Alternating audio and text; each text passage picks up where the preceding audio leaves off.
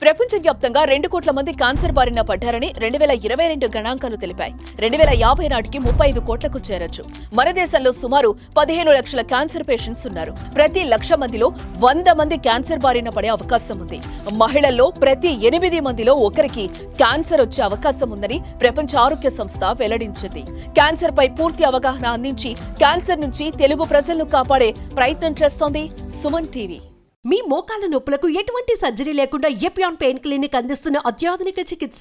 Ovarian cancer అంటే అండాశయాలకు సంబంధించిన cancer ని ఒవేరియన్ క్యాన్సర్ అంటారు. ప్రతి స్త్రీలలో కూడా మధ్యలో యూట్రస్ ఉంటుంది, అటుపక్క ఇటుపక్క ఫెలోపియన్ ట్యూబ్స్, దాని చివర్లో ఓవరీస్ అండాశయాలు ఉంటాయి అన్నమాట. ఇది మామూలుగా కాన్స్టెంట్ గా ప్రతి నెల ఒక అండం విడుదల చేస్తుంది. ఆ అండము మామూలుగా వలన ఆ తర్వాత ఫలదీకరణ చేస్తే ప్రెగ్నెన్సీ వస్తుంది, లేకపోతే మెన్సెస్ వస్తుంది అనమాట. అది నార్మల్ సైకిల్ అది. బట్ ఈ అండాశయాల్లో ఏమన్నా తేడా వచ్చి ఏమైనా మ్యూటేషన్స్ అక్యుములేట్ అయ్యి అవి ట్యూమర్ లాగా ఫామ్ అయ్యే అవకాశం ఉంది. సిస్ ట్యూమర్ అంటే దాంట్లో కూడా బినైన్ సిస్ అను, బార్డర్ లైన్, మ్యాలిగ్నెంట్, క్యాన్సరస్ 3 రకాలు ఉంటాయి అన్నమాట. ఇప్పుడు యూజువల్ గా ఓవరీల సిస్ట్ అని అందరూ వింటారు. దాంట్లో కూడా సింపుల్ సిస్ట్, కాంప్లెక్స్ సిస్ట్ అని ఉంటాయి. Simple cyst less than 6 centimeter size ఉంటే మనం అబ్జర్వ్ చేయొచ్చు, అంత ప్రమాదం కాదు. ఈ సిస్ట్లలో కూడా ఆ సిస్ట్ మధ్యలో ఈ సెప్టా పొరలుగా డివైడ్ అయి ఉంటుంది. అలా ఉన్నాయి కొంచెం వరకు మనము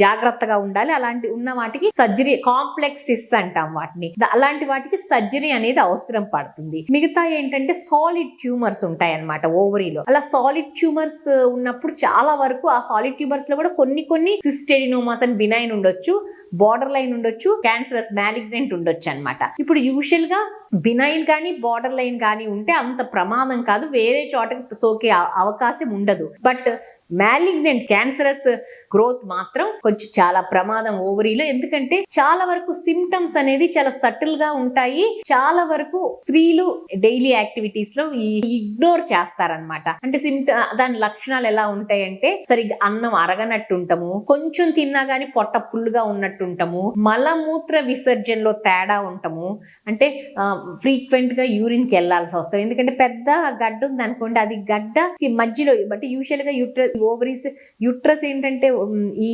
గర్భాశయం బ్లాడర్, యూరినరీ బ్లాడర్ కి రెక్టమ్ మోషన్ సంచికి మధ్యలో ఉంటది కాబట్టి ఇది బాగా పెరిగితే అక్కడంతా ఆక్యుపై అయి ఉంటుంది కాబట్టి ప్రెస్ చేస్తాయి అనమాట ఈ 2 స్ట్రక్చర్స్ ని. అందుకని ఫ్రీక్వెంట్ గా యూరిన్ కి వెళ్లాల్సి వస్తాం, ఫ్రీక్వెంట్ గా మోషన్ కి వెళ్లాల్సి వస్తాము. ఇలా అన్నమాట. వెయిట్ లాస్ అవటం, పొట్ట ఉబ్బరంగా ఉండి పొట్ట బాగా వాచిపోయి నీరు చేరటము, ఇలాంటి లక్షణాలు ఉంటాయి అన్నమాట. ఇనీషియల్ గా ఏంటంటే ఏదో అజీర్ణంగా ఉందిలే, ఏదో తిన్నాను అరగలేదులే అంటే ఇలా సరిపెట్టుకొని ఏదో గ్యాస్ట్రైటిస్ అని స్త్రీలు చాలా వరకు నెగ్లెక్ట్ చేసి 70% మంది చాలా వరకు 3rd స్టేజ్, 3వ స్టేజ్ లోనే డాక్టర్ మమ్మల్ని సంప్రదిస్తారండి. అందుకని ఓవేరియన్ క్యాన్సర్ డేంజరస్ క్యాన్సర్ అంటారు. డేంజరస్ క్యాన్సర్ ఎందుకంటే మనం కనుక్కునే సరికే 3వ స్టేజ్ లో ఉంటుంది అనమాట.